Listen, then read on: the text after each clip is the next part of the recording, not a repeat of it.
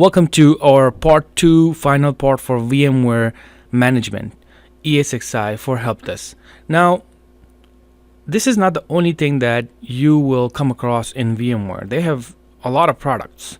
And one of the product that I'm going to show you is the vCenter. Now, this is something that you're going to see in the business environment because a business usually will pay a license because they want to manage multiple servers.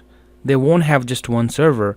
They will have multiple servers. So for example, we are only working on the one server that you guys are seeing right now. This is one host that you are seeing, one vSphere host on the left side. That's just one server that we have opened. And inside that, we have these virtual machines right here. Help desk, all these are machines. And then in this image, you can see this is a server, and on top, these are the machines. That's the operating system. And then on top, there's a management product, which is called vCenter server. Now, VMware also have a cloud version where they took all of this stuff to cloud, and you can actually manage everything from cloud as well. Just like you're getting the lab from us, a vSphere lab, that's kind of like a cloud access. We're giving it to you. You don't need to buy your own hardware. So that's exactly the same thing. Now, it looks like this. In a real world environment, it looks like this. You will have a IP address, then you will have a production name, that's your company name, and these IP right here on the bottom you guys are seeing, these are hosts. This is where then you deploy, administer, task, events. So you can add some more advanced stuff in there, like you can add templates to it. You can move one VM from another, like you can, if this goes down, then these VMs can be moved right here, kind of like an automatic disaster recovery or things like that. It just gives you more advanced ability. But for a help desk, you just need to know how to get used to vSphere. How do you create a VM? Why? Because you're going to be working in an environment that a company may have some kind of one vSphere setup for vendors, or it could be a vCenter. But you will need to know, if you just can tell people that, okay, I have practiced on vSphere a lot, and I have done some videos on vCenter, that's good enough. But you don't even have to say anything about vCenter. You can just say, I know about VMware ESXi. As soon as you say this name, and of course you tell them about how you can create VMs, then they know that you don't need more than that for a help desk. After that, then they can of course teach you, give you resources, or you can buy your own resources to become that VMware guy, or whatever you want to call yourself. So in this, I'm going to first show you the host. When you click on it, you get information, and here you can see get vCenter server. So they want you to get vCenter server, and then you can of course do some installation, and this will become managed by that server. Now the server can be also a VM. It doesn't have to be a real product, a real server. It can be a VM. So this is just a software that is then managing this stuff right here. Then you have some other options like shutdown. This will shut down the server. Reboot, it will shut down the whole server. So if you shut this down or reboot, everything in this right here will go down. If you don't have other replications or things like that, then these machines are going to go down. Refresh, then you have action. In action you can do the same thing, and there's services. So what if you want to access the SSH or the console? You want to access this from like let's say some kind of putty or some other software that you want to run commands, and you will need this. If you enable SSH and enable the shell console, you will need this for what? If you want to change a port, or you want to turn off the firewall, you want to do things like that, you want to do some advanced stuff, then you're going to need this. You can also run commands and create virtual machines through the command. So that's something then you will need to enable this, and then you will basically use another tool to get into it, but that's a little bit more advanced for you as a help desk. Maintenance mode, this is something that if somebody call you that, hey, we're doing some upgrades, can you put this into the maintenance mode? Now let's say if they say like that and you're new to VMware, how would you know?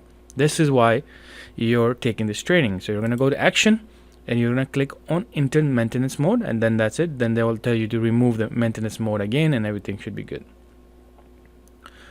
This is just a normal permission stuff right here, and then if you click on permission, you can see you can add people to this host, and then this is by roles too. So you can create roles.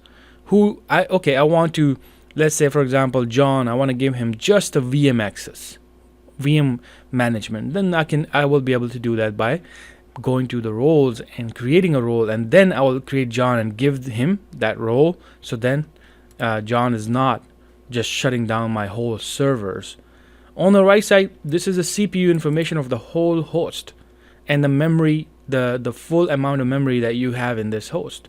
So these virtual machine then uses all that. If I see these are all running, if I, let's say, shut down everything, let's go ahead and shut it down, and you see all these machines are shutting down.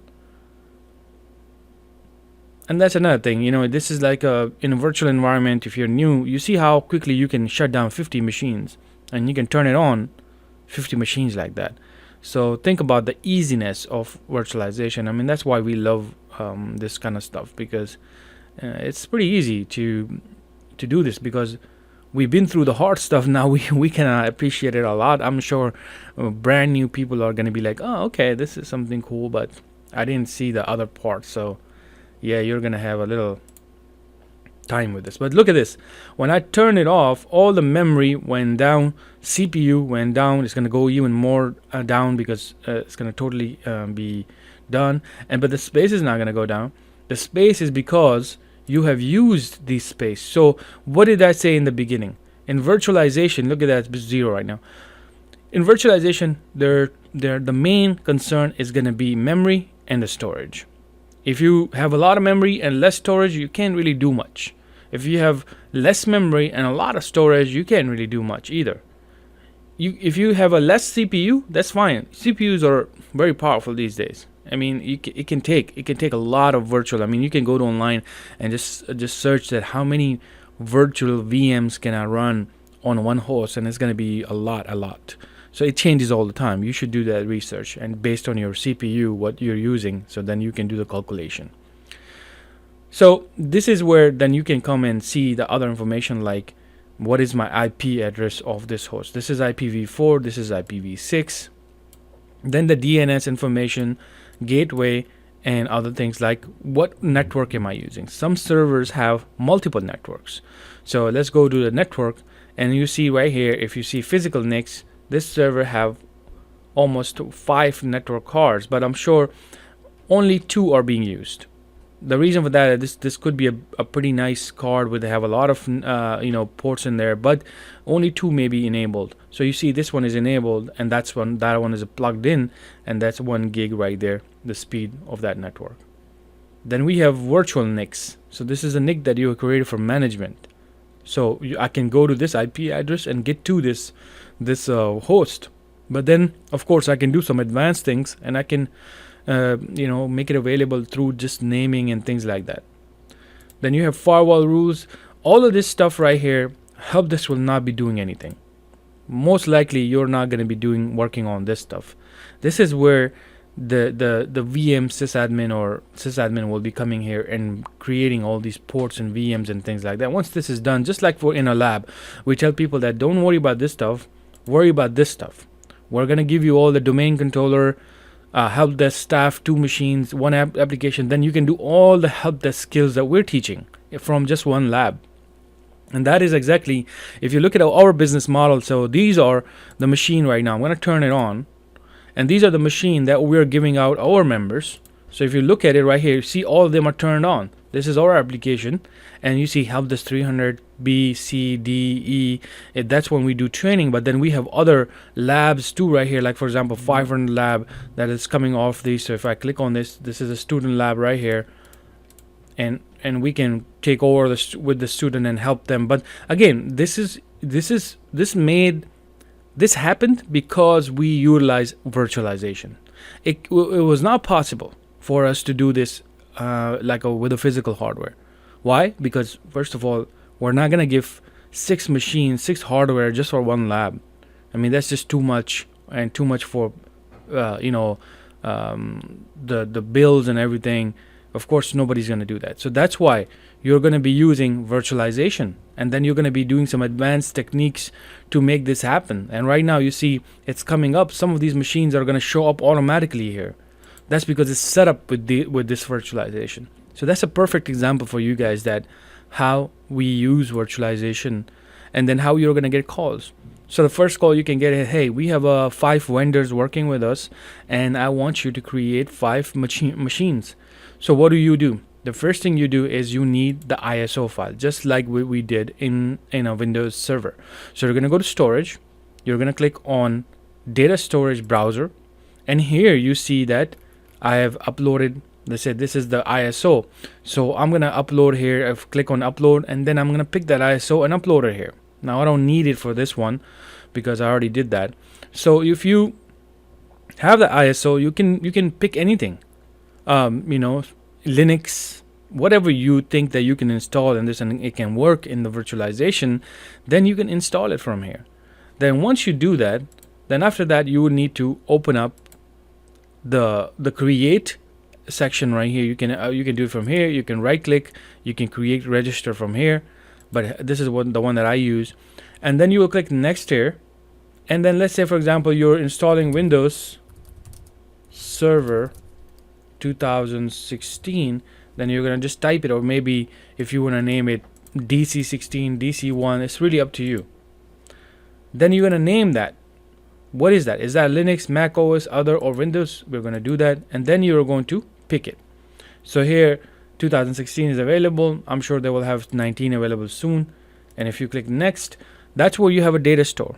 In many companies, they may have a lot of data stores, so then you will have to pick one which one has the most free size available. As you can see right now, we have almost used full amount in this data store. So I'm going to click here, and then here is the options. Just like the Windows Hyper-V, we have multiple options there.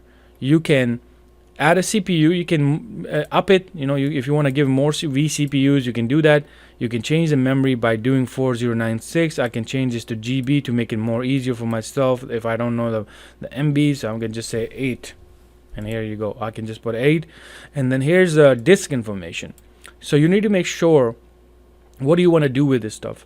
If this is going to be used for nested virtualization, you need to open the CPU, and then you're going to click on these expose virtualization options. Now again, this is going to be more advanced for you. So if you just want to install a system like a Windows operating system, then you won't be touching some of these information in the CPU. Memory, you will be touching it. Hard disk, yes, you may be, because you want to change this from thick to thin. If you really want, let's say for example, this is a 30 GB hard disk for a vendor, and they just come in and do a one-time thing. But what if this vendor is doing a lot of data stuff? They're downloading big data and whatever. So you may want to give them a bigger size, and then later on, if you come across any issues, then you can expand that by coming here again, turn off that machine, come back on edit, and then you want to make sure you have thin provision, so then you can move it up to another size. And this is where then you can say, sometimes a vendor will say that, okay, we are doing an upgrade on this machine and we're going to do it a special way, or whatever the reason is. Then they will want you to add an ISO. So you uploaded the ISO, and where do you go? You're going to come to data ISO store, and you're going to click on that and pick that ISO. If this requires different type of networks, then yes, if you have different networks available, then you're going to open that and just give that information. The rest is just normal other information, like where do you want to do lock the guest operation when the last remote user disconnects, and there's some more advanced stuff here. After power on, what do you want to do with this machine? You can wake on LAN if you really want to. If this machine is turned off and some magic packets are sent to this machine, then it should turn on. Some boot information, if that gets to that level where you need to do all the stuff, then yes, you will have to come here and do it. But most likely it's going to end right here. You just put this information, you click next, and you just review the information and finish, and now you have the virtual machine added. And right now it's not using or utilizing anything in your host, but when I turn it on and then start installing, that memory, that storage is going to get used. So I don't need this because I'm already running out. Look, how do you delete it? To delete it, you just click on delete, and it gets deleted from your host. Now, once you do the installation, then what's the next step? You've done all the installation. How do you get to it? You simply click here, just one click on it, and then you go to the console, and you can see in a little window, it tells you the status of that machine. So if I can click on another one, all of these are in this status right now. None of these machines are on. This one is on. So this is 300E. So in our application, 300E should be getting up. And there you go. 300E is up right now. And our member just goes in there like that. And now you see the power of this, because now we have the ability to do that, right? They can work on it. They can do everything. And if there's an issue, then a help desk can help them with information in the background. In some labs, we do give the background access so they can self-manage it, but it depends on the labs. So then again, you have then specifically information about that machine, because it tells you what is the CPU, what is the memory it's using, monitor. You can even click on the monitor and see exactly the CPU information right there. And the events on the bottom. So if this machine is having an issue, you will also want to come and check some of the things in this logs events right here. So you may see the events right here, who did what, logs right here. If there's some issue going on, then of course you're going to get some notification. So you see, this is where then, if let's say this server is having an issue and a sysadmin or another administrator asks you to, can you go to that machine and tell me what is the CPU on that machine. So see, if you're brand new, then how do you know? You're gonna have to click on it, and then you go say, okay, this is the CPU information, and let me show you the log. You're gonna click on monitor. Hey, the log says that this is what's happening. Memory is too high, or whatever the reason is behind this. Or they may say, hey, can you install the VMware tools, because I think that's important. We cannot do certain things. And then what you will do, you're going to click on action. And this is a little tricky. So if you go to the action, this is where I also get confused right here. You're going to go to the guest OS and click on install VMware tools. So when you click on install VMware tools, it doesn't automatically install it.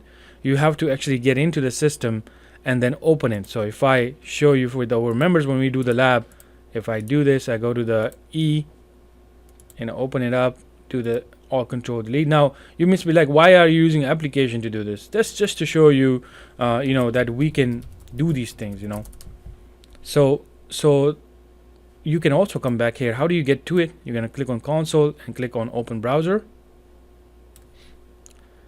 Open browser, and then you see I am in the same screen. It's the same screen right here.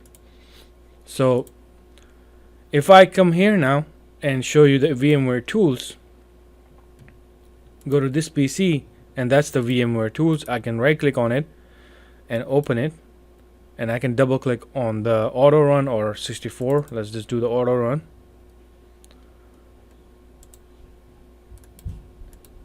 I don't know why this came up.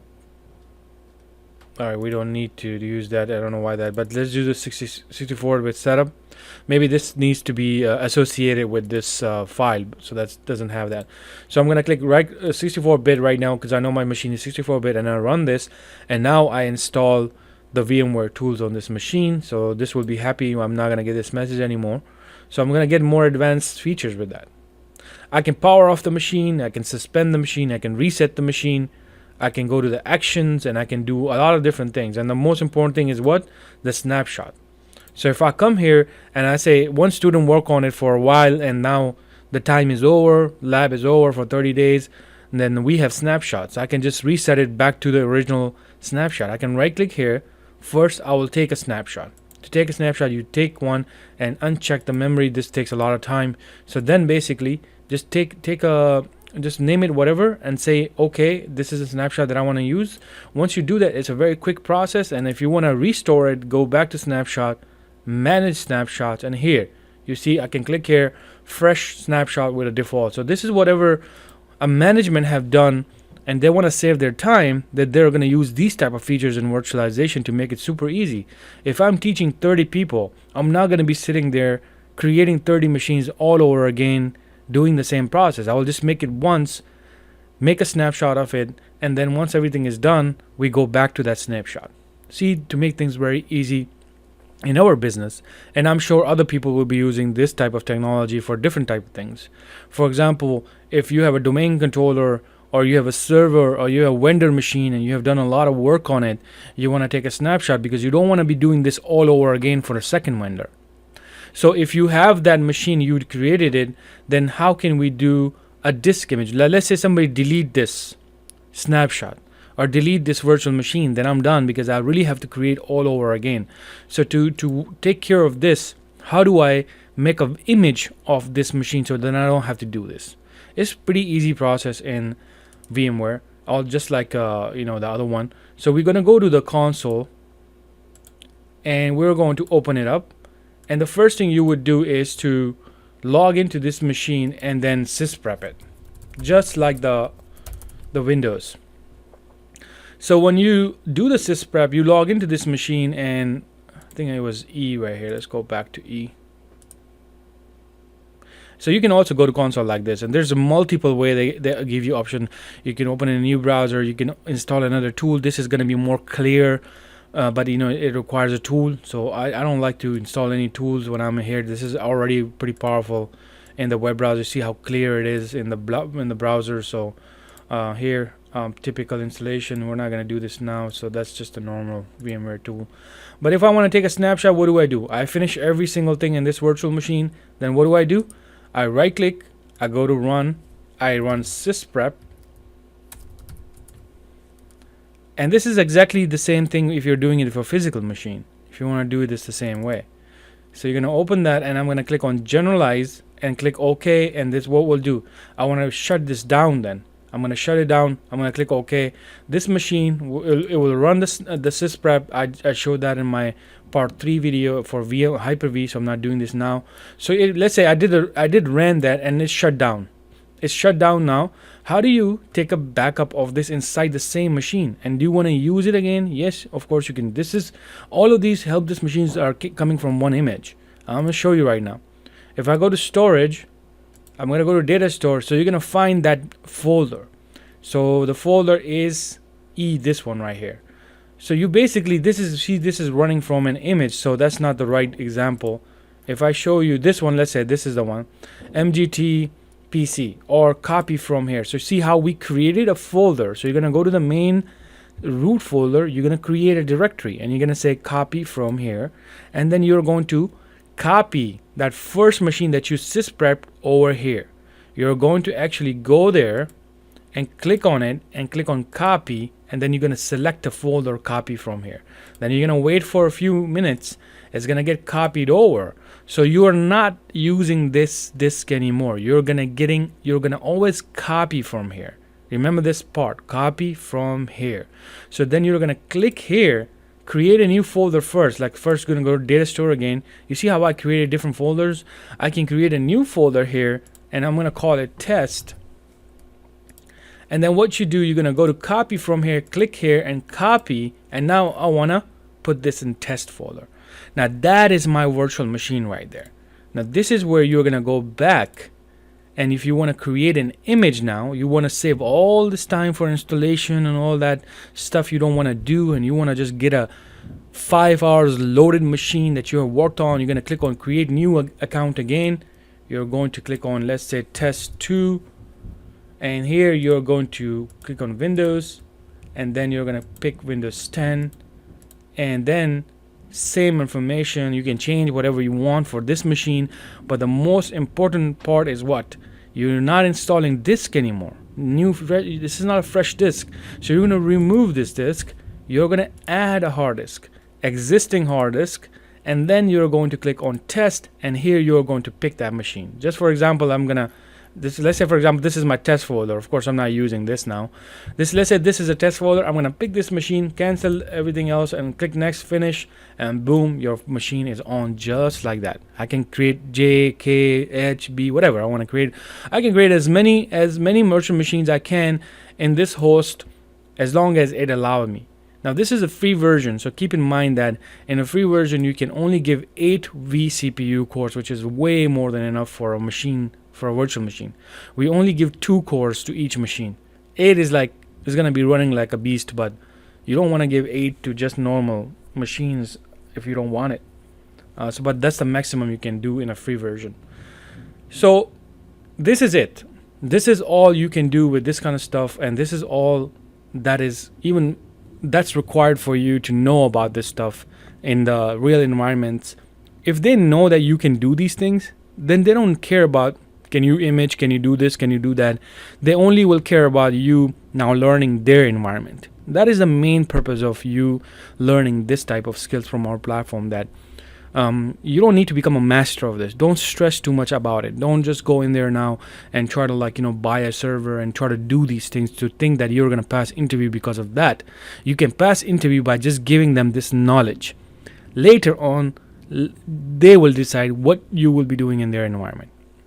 But if you do want to learn, we do give you the ability, right, to come here and then take our labs, take our courses, our live training, and this is where you get the full lab access, which we have worked on. A lot of people then, they're confused with these type of information because nobody's teaching this type of stuff.